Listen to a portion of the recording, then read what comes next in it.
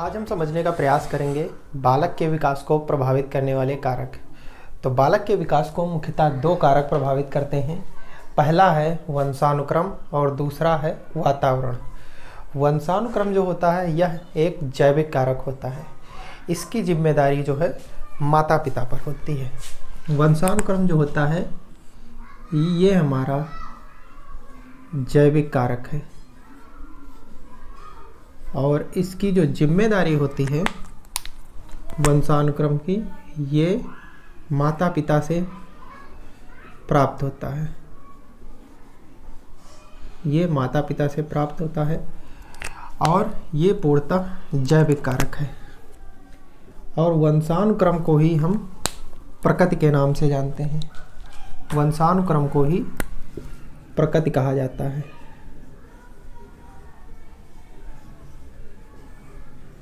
वंशानुक्रम को प्रकृति के नाम से जाना जाता है। दूसरा कारण है वातावरण। वातावरण जो है इसको हम सामाजिक कारक कहते हैं। ये सामाजिक होता है और ये हमारा दूसरा कारक है। तो वातावरण जो है ये सामाजिक कारक है और वातावरण को जो है इसको पोषण कहा जाता है।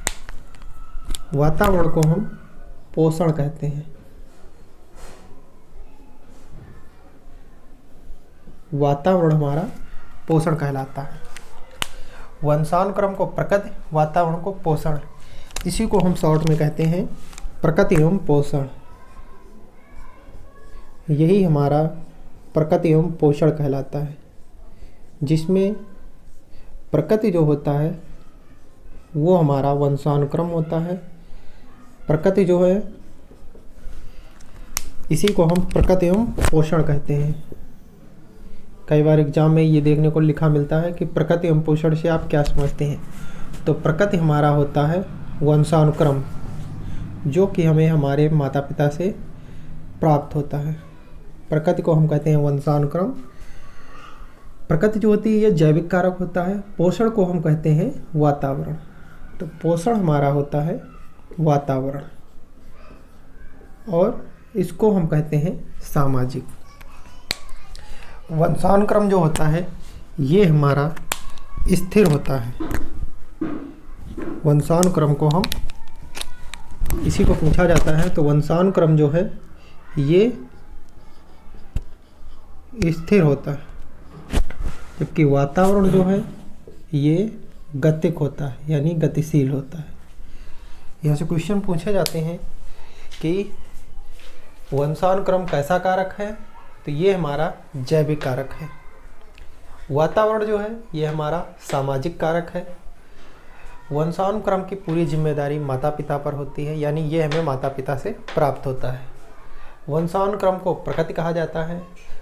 दूसरा कारक है वातावरण। वातावरण को हम पोषण कहते हैं, इसको पोषण के नाम से भी जाना जाता है। वातावरण जो है ये एक सामाजिक कारक है, इसी को प्रकृति एवं पोषण कहते हैं। यहीं से एक जो है विवाद निकलता है, जो कि सीटेट एग्जाम में कई बार पूछा जाता है, जिसको कि हम लोग प्रकृति एवं पोषण विवाद के नाम से जानते हैं। प्रकृति एवं पोषण विवाद। कई बार ये सीटेट एग्जाम में पूछा गया है कि प्रकृति एवं पोषण विवाद किसे कहते हैं और इसमें प्रकृति का क्या अर्थ है। तो प्रकृति जो होता है, प्रकृति का मतलब होता है हमारा वंशानुक्रम।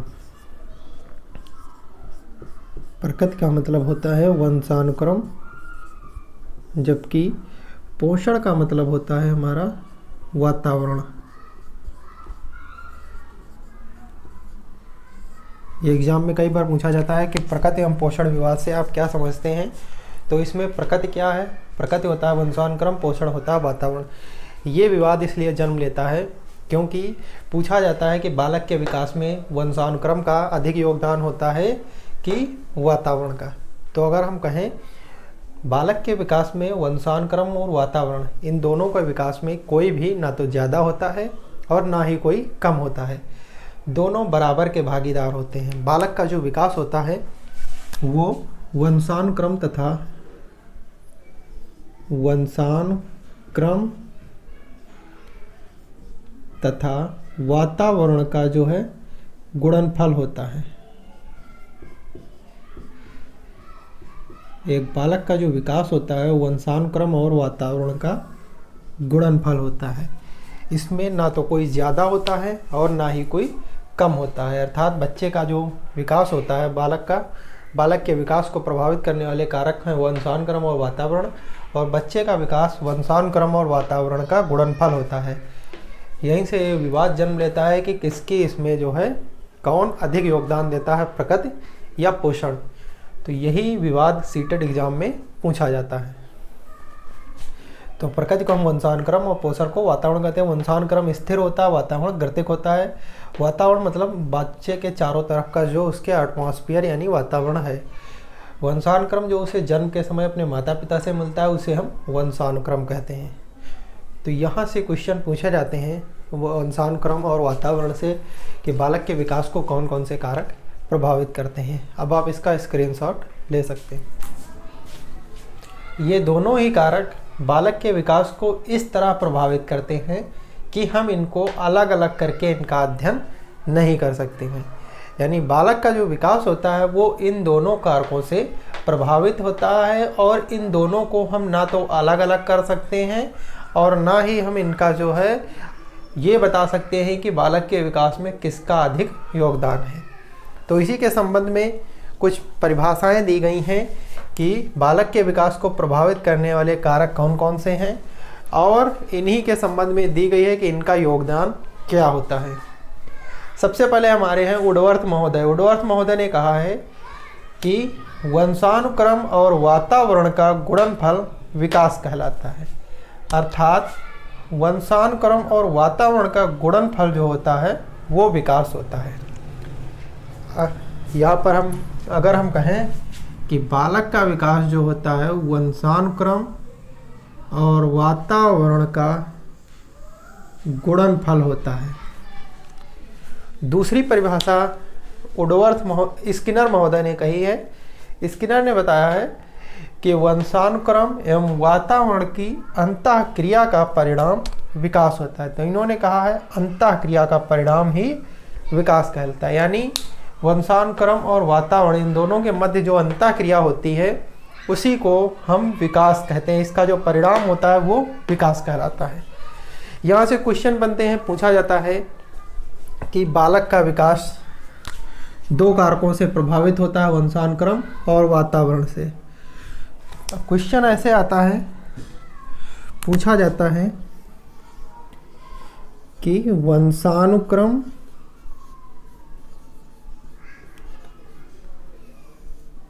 और यहाँ पर स्पेस छोटा रहेगा, फिर लिखा होगा वातावरण,